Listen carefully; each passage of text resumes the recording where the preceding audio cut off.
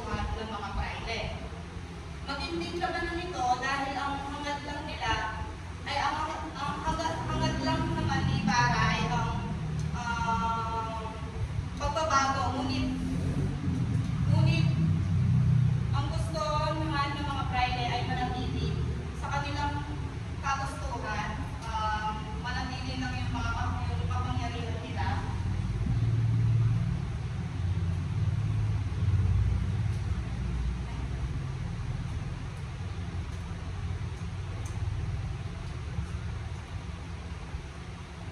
Hangarin ni Ibarra na kalaban ng kagustuhan ng mga praile.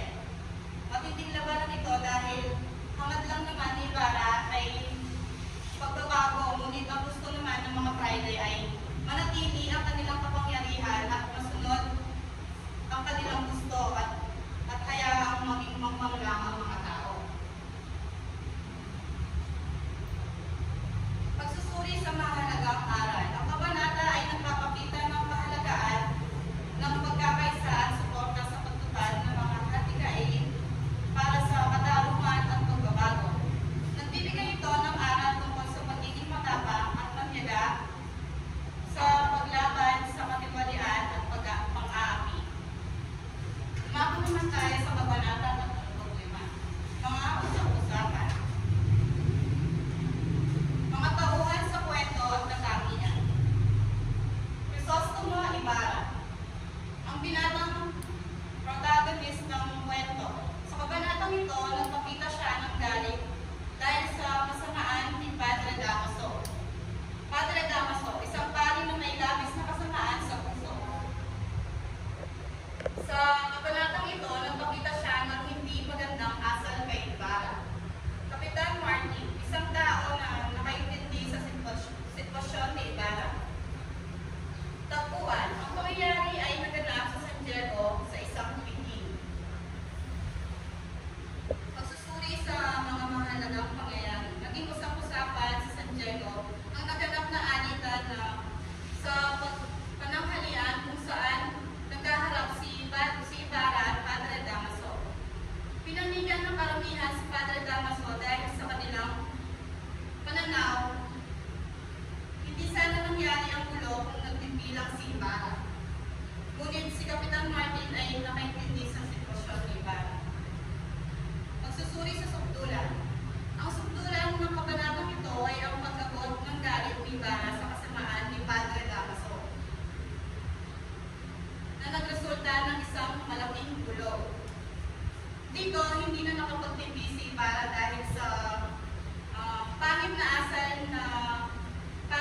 asal sa kanya ni Padre Damaso. Minasama yon ng ibang nakakita at nakarinig dahil nga para sa kanila ay bawal lumaban sa mga praile.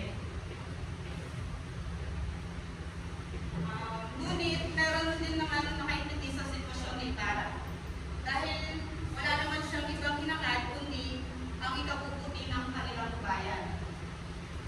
Pero hindi pa rin nawawala sa iba ang pananaw na kapag lumaban ka sa praile ay parang kinalaban mo na din ang Diyos.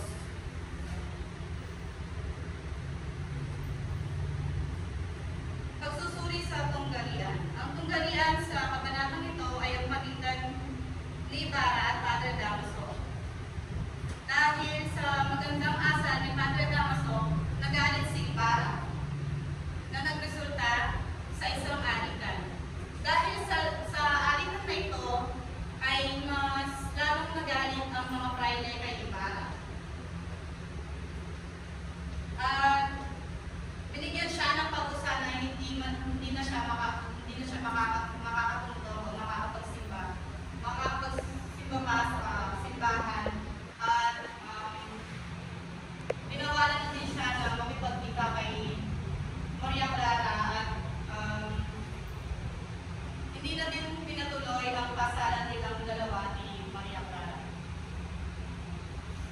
Pagsusuri sa mahalagang aral. Ang mahalagang aral na maaaring makuha sa kabanatang ito ay ang mahalagaan ng pagkakaisa. Pinakita ni Rizal na mahirap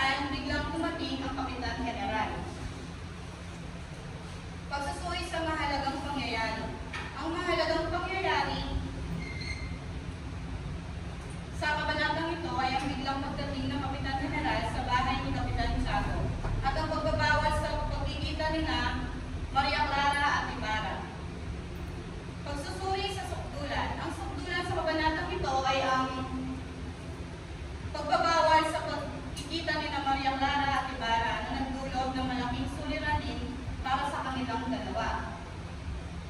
Dito mo makikita ang pagiging matatag ni Ibarra dahil sa ginawa sa kanya ni Padre Damaso. Dito mo rin makikita ang batas kung saan kapag lumaban ka sa Friday ay isa kang masama at walang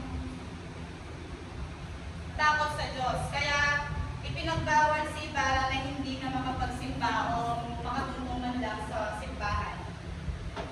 Ito rin ang naging dahilan kung bakit ipinagbawal na makipagkita si Maria Clara kay Ibarra dahil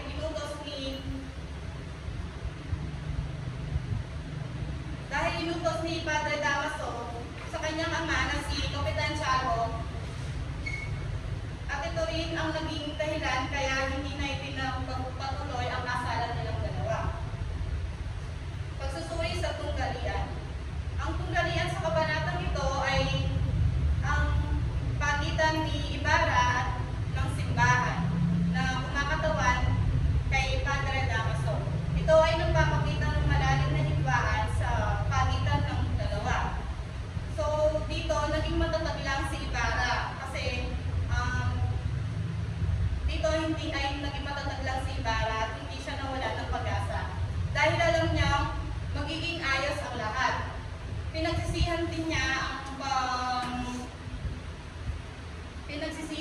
niya ang pagsagot niya kay Padre Damaso sa mga ibang private. Hindi pa rin sumuko si Ibarra at mas lalong pinatagan niya ang kanyang loob dahil sa mga pagsubok na nangyayari sa kanyang buhay. Kaya ito nga yung mga pinatagan lang niya ang kanyang pinatagan lang ang kanyang loob dahil nga sa sobrang dami ng kanyang kaaway. Kasi di ba yung mga private ang dami nila tapos naging kaaway niya rin yung mga ibang tao na nagsisimba sa simbahan at may tawag sa mga private. So, konti lang yung pumapanin kay Ibarra kaya ang ginawa na lang niya ay pinatatag niya na lang yung kanyang loob. At pagsusuri sa mahalagang aral. Ang mahalagang aral na maaaring matutunan sa kabanatang ito ay ang kahalagaan ng pagiging matatag at matapang sa harap ng mga pagsubok. Ito ay nagpapakita ng kahalagaan ng pagpapahalaga sa mga taong mahalaga sa atin. Pangkalahatang impresyon. Ang kabanatang 33 hanggang 36 ng Noli Me Tangere ay nagpakita ng mga pangyayari at tagpo na naglalarawan ng mga pangunahing gawan at kanilang mga katangian. Makikita dito ang pagbulat ng kwento patungo sa mga pangyayari nagpapakita ng paglalantad sa mga katiwalian at kahirapan sa lipunan. Sa bawat kabanata, may mga pag-uusap, tunggalian at sugulan na nagbibigay ng kakaibang aspeto sa kwento. Sa pangkalahatan, ang mga kabanatang ito ay nagpapakita ng pag-ibingan, pagtitiwala, at determinasyon ng mga tauhan sa harap ng mga hamon at pagsubok sa kanilang mga buhay. Self-reflection. Sa aking pagbabasa ng kabanata 33 hanggang 36 ng Noli Me Tangere,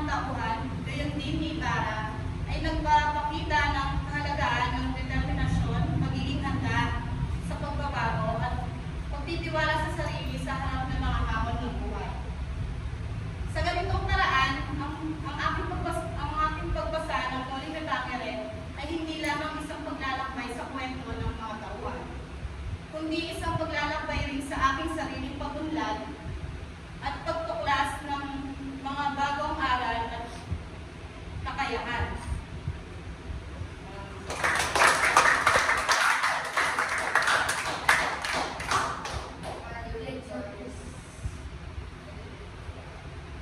Medyo main part siya ng aking lugar at pati-anxious ako para sa mga keywords and yung boses, sakto, rinig na lahat. Basa tapos pagkatuloy ng kwento at meron siyang interaction sa mga audience and minsan natingin lang siya sa taas. So, binigyan ko siya ng 26.